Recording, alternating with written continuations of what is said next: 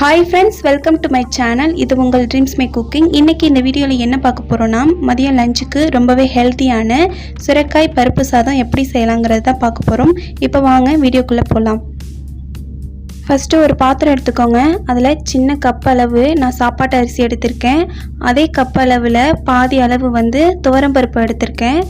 அதே கப் அளவில் 2 கப் அளவு சுரைக்காய் எடுத்திருக்கேன். இப்போ இதை நல்லா வாஷ் பண்ணிக்கலாம்.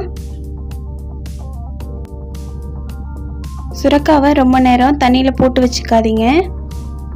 இதை 2-3 டைம் நல்லா வாஷ் பண்ணி எடுத்து வச்சுக்கலாம். நான் இன்றைக்கி குக்கரில் தான் செஞ்சு காட்ட போகிறேன். அதனால் குக்கர் சூடானதும் 1.5 டேபிள் ஸ்பூன் அளவுக்கு ஆயில் விட்டுக்கோங்க.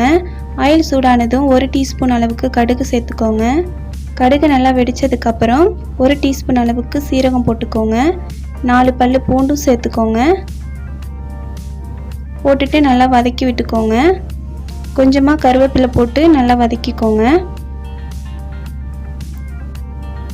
ஒரு 8 பச்சை மிளகாவை நான் நீல வாக்கில் கீறி சேர்த்துருக்கேன். காரத்துக்கு தகுந்த மாதிரி நீங்கள் சேர்த்துக்கோங்க. சேர்த்துட்டு நல்லா வதங்கினதுக்கப்புறம் 2 மீடியம் சைஸ் வெங்காயம் கட் பண்ணி சேர்த்துருக்கேன். அதையும் நல்லா வதக்கிக்கோங்க. நல்லா வதங்கினதுக்கப்புறம் ஒரு தக்காளியை கட் பண்ணி சேர்த்துருக்கேன். தக்காளி ரொம்ப வதங்கணும்னு அவசியம் கிடையாது, கொஞ்சமாக வதக்கிக்கோங்க, அவ்வளோதான். அடுத்தது நம்ம எடுத்து வச்சுருக்க அரிசி, பருப்பு, சுரைக்காய் எல்லாத்தையும் போட்டு ஒரு கிண்டிக்கலாம். நான் 1 கப்பு அரிசி எடுத்திருந்தேன். அதில் 1/2 கப்பு பருப்பு எடுத்திருந்தேன். 2ஐயும் சேர்த்தோம்னா 1.5 கப்பு. 1.5 கப்புக்கு 3 கப் அளவு தண்ணி சேர்த்துக்கலாம். சுரைக்காயில் ஆல்ரெடி தண்ணி விடும், அதனால் 3 கப் அளவு தண்ணி ஊற்றிக்கிட்டால் போதுமானது. இப்போது 1/2 டீஸ்பூன் அளவுக்கு மஞ்சள்தூள் சேர்த்துட்டு சாப்பாட்டுக்கு தேவையான அளவு உப்பு சேர்த்துக்கலாம்.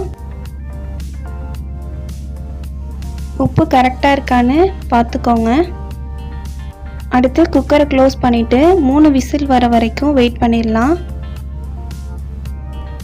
3 விசில் வந்துருச்சு. இப்போ சாப்பாடு ரெடி ஆயிடுச்சான்னு பார்த்துடலாம். ரொம்பவே ஹெல்த்தியான சுரைக்காய் பருப்பு சாதம் ரெடி ஆயிடுச்சு.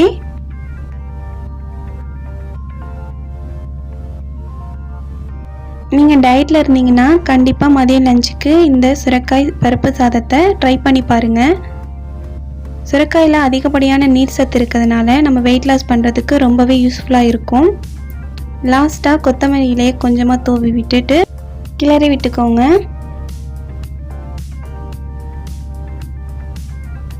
இப்போ இதை ஒரு பிளேட்டில் ட்ரான்ஸ்ஃபர் பண்ணிக்கலாம். கண்டிப்பாக இதை நீங்களும் உங்கள் வீட்டில் ட்ரை பண்ணி பாருங்கள்.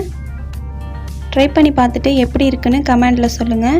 பிடிச்சிருந்தா லைக் பண்ணுங்கள், ஷேர் பண்ணுங்கள் அண்ட் சப்ஸ்கிரைப் பண்ணிவிட்டு மறக்காமல் பக்கத்தில் இருக்கிற பெல் பட்டனை கிளிக் பண்ணுங்கள். தேங்க்யூ.